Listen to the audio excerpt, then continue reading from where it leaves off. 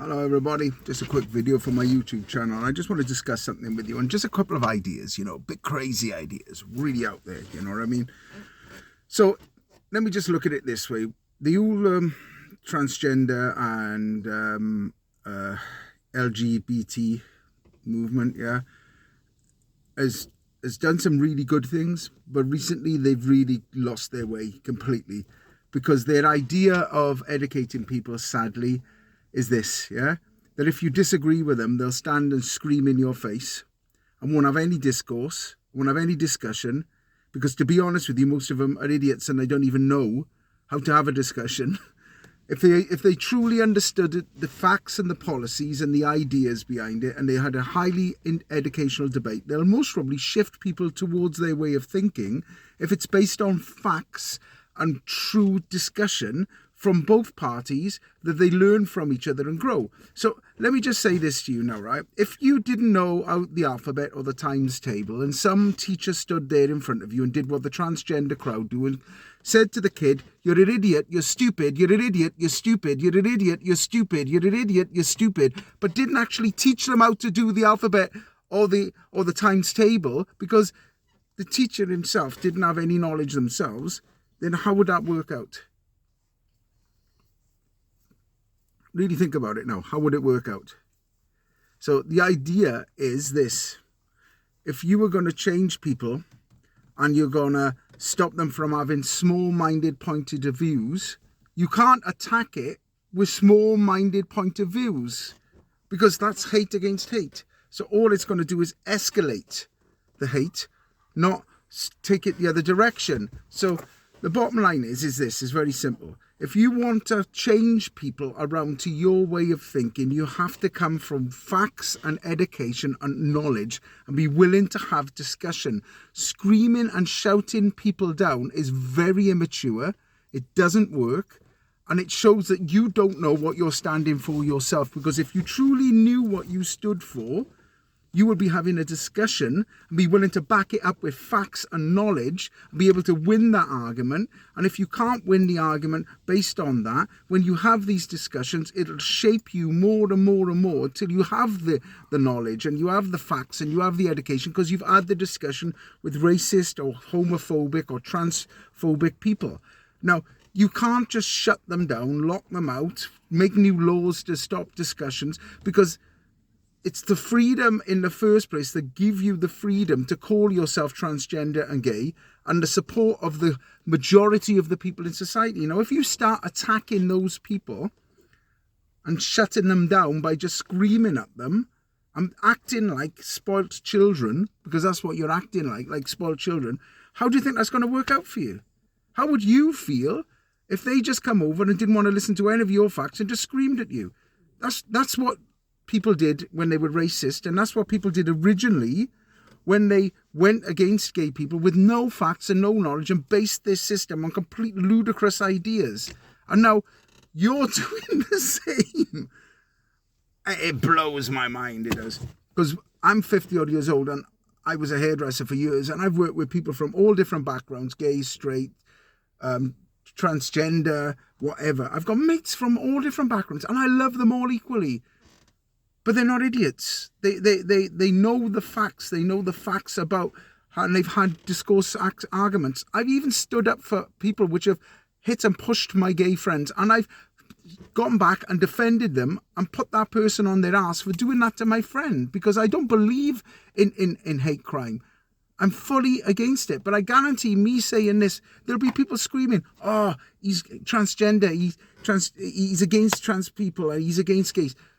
Believe you me, I'm fighting the fight for the people with intelligence and against the people with a lack of discourse and intelligence. You can't be putting things in school which children should not be getting taught. It's a choice.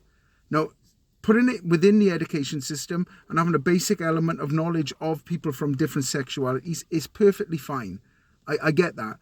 But some of the books that I've seen are disgusting. And no child should be exposed to that.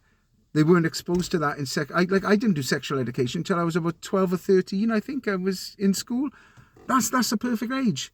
That's when you start really openly talking about this. Otherwise, you're sexualizing children and you open them up to paedophilia. That's just so wrong. And I've got to make a stand because this is wrong. And this is going to be the downfall of this movement if you don't start changing pathway and saying people need to stand up and say the truth, because the majority, the movement has been led with small-minded, very racist concepts, very fascist concepts, and it's quite scary. And you're passing laws which will have an effect on you as well, because the freedom of speech give everybody the freedom to express themselves, and through the support of brave people, heterosexual people, which fought for your rights as well and stood along your side and passed those rights through the court system, because there weren't enough gay people within that system. It's the same for racist laws and anti-racist laws. There was people which fought for the right for people to go through that. You know, Britain was the first country that stopped slavery. We fought against it, and yet people are saying we should pay everybody else back. Well, there was African slavery, there was white people were captured, horrific things done to all different people of all different races. And if we get into that, we'd end up in a whole hogmire of shit. And believe you me, you will be shocked if you look at the facts on racism and small-mindedness and the things that have happened throughout society from every different nation on this planet. And it still happens in the caste system in India today. So, hey, why are you shouting about that? So we have to work together and talk and have an open discussion and sit across the table without the worry of someone saying stupid shit. Because I've talked to a lot of people which are transgender or are named with a pronoun, and some of those people just think this stuff is crazy. Some of these people haven't got a bloody clue what they're talking about.